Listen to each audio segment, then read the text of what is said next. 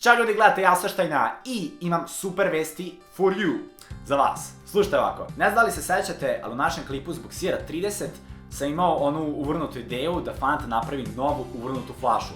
E sad, pošto ste vi njih spamovali i po njihovom Facebooku i po njihovom Instagramu, Fanta nas je zapravo sve poslušala i napravili su uvrnute flaše.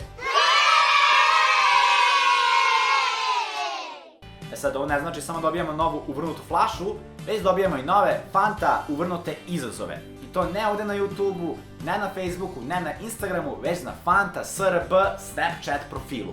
E sad, šta je Snapchat? Drago mi je što pitate, pošto ni ja ne znam baš najtačnije. Ali evo, Snapchat su socijalna mreža kao što su Instagram, kao što je Facebook i mogli bi se reći i YouTube. Ali eto, to je mesto gde ljudi postavljaju slike i te stories, priče, koje će privremeno biti tu na internetu.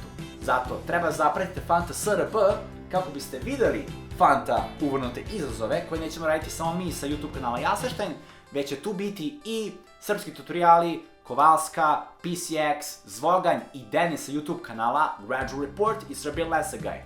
Tako da svi mi ćemo raditi te Fanta uvrnute izazove. E sad, kako će uopšte da izgledaju ovi uvrnuti izazovi? Kao prvo, ideje za te izazove nećemo smišljati mi youtuberi, iako možemo da ih smislimo, ali ćemo dozvoliti da vi odredite koje izazove ima da uradimo. Molim vas, budete blagi, please! Pošto ću ja evo da izaberem najkreativniji izazov i da ga već sutra, već 4. aprila ću uraditi taj izazov na Fanta SRB Snapchat profilu. Imate dole i link u opisu tog Snapchata i tu ćete moći da vidite izazove koje budemo radili mi sa YouTube kanala Jaseštajn, Cile, Kovalska, Dule, Zvogan i Deni. Tako da, molim vas, budete blagi sa izazovima, budite kreativni, pošto će najkreativniji izazovi biti određeni od strane nas, youtubera.